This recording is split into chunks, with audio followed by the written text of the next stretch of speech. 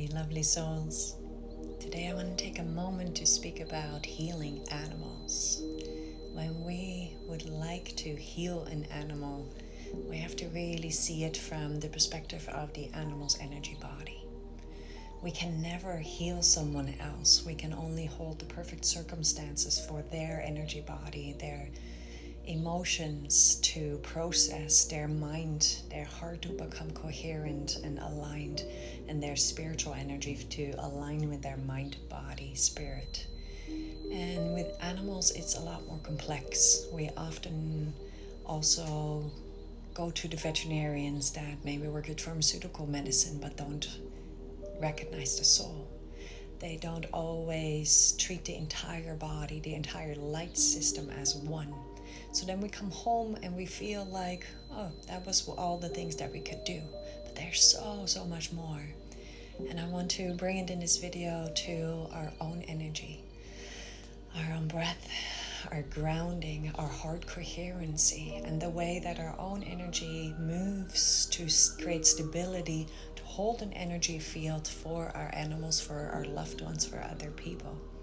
So when we start to take deep breaths, when another animal or another person is in distress, our heart can become really beautifully coherent, where our mind, heart aligns, the coherency of our heartbeat starts to expand our beautiful auric field, our energy field.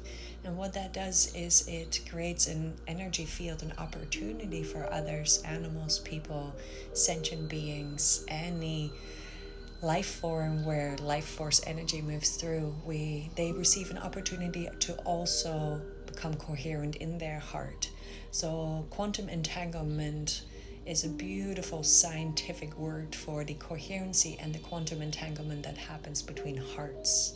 So when my heart is in coherency, even while we are breathing right now in this video, as you're listening, receiving the energies, tuning into your own energy system, your own knowledge, we can breathe together and we can support each other's heart coherency in that way. So with our animals, it's extremely important that we look at the energy of the humans in their environment, as well as the energy in the home. The energy, what is the flow? How does your energy move through your house, your space? How do you get up in the morning? What is the energy present in the house? When does the energy in the house balance again? What is your animal doing in that time? Are they trying to balance, harmonize? Are they just absorbing it all? Are they frozen? What is their nervous system, their energy body doing as people are moving through their own life as well? So becoming more aware of the influences of each other in each other's energy field, but also how can we optimize the energy flow within our own self and therefore for our animals, as well as really using the breath to constantly ground our own energy, any accumulation, any fluctuations, any energy in motion, emotion. How can we use the breath? Breathe it down into the earth, breathe it out of our chest, breathe it out of the extremities of our body into the ether. How can we breathe when the animal is a little bit off balance in their emotions, in their nervous system, or in their health? And how can we now use this beautiful technique of the foundation of breath, grounding, heart coherency to breathe gently into our animal? So on an out breath, we are the most sensitive when we touch. We can check this as well. Breathing and touching yourself on an in-breath and then on an out-breath. And just noticing which one is more sensitive. You can check this on each other as well, where, for example, someone is half asleep and you will touch them on an in-breath and they might start to awake, or you gently touch them almost at the end of the out-breath when the energy can already connect and touch, and then they just stay asleep. So using this technique with your animals can already make a big difference. But then starting to gently connect with the heart, with the chest, breathing gently into their body, and feeling, visualizing, setting that intention that energy moves all the way through their entire body and out of their tail, out of the extremities of their feet, if you can touch your animal. Now with certain cats, parrots, certain wild animals, or just animals that don't really appreciate touch so much, we can actually do this by distance. So it becomes a more of a distance meditation, distance quantum coherency, quantum connect, quantum quantum entanglement, where we breathe on a distance, or we visualize holding them and breathing into their chest, breathing down their nervous system, maybe even in a spiraling way.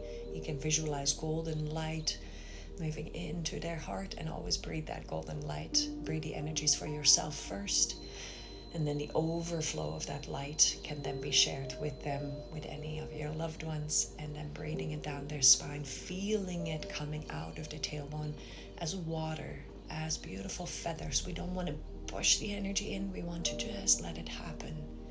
And we want to just breathe soft, gentle, and start to feel into the waveforms within the body, and start to feel, observe, how can they receive your energy. So it's like reverse engineering, almost like how a bat sends energy in and it receives information back, and then it becomes a weaving, a push and a pull, and a flow that you breathe into, but soft, very soft and gentle. It's like you really have to soften your entire own system, not have any things that you want to change, and that's the hard part. You cannot force the change. You have to have the alignment of the intention with your heart aligned, and that is what we share. But we cannot force a change. It happens just by the softness, by the isness of it. The blueprint of your animal's body, as well as your own blueprint, knows how to be in harmony, how to be in balance. So it's about us breathing into our own blueprint of alignment, grounding, expansion, as well as processing movement of the energies. And then we can breathe with your animal's energy system and activate this within them as well. It's their own innate ability to heal when the perfect circumstances are held. Safety, grounding, coherency are the foundational pieces. And then we can look at, once that's foundation and there's a flow, you can breathe together, you can meditate together, there's a softening, you notice that their eyes soften, that they just sink into a deeper state of relaxation. That's where the healing happens. When the parasympathetic and the sympathetic nervous system can balance, the deep restoration happens when the brain waves slow down and they sink into a deep rest, a deep state of relaxation, rest, that you can help them, support them to sink into, but then their own innate ability starts to activate and awaken this.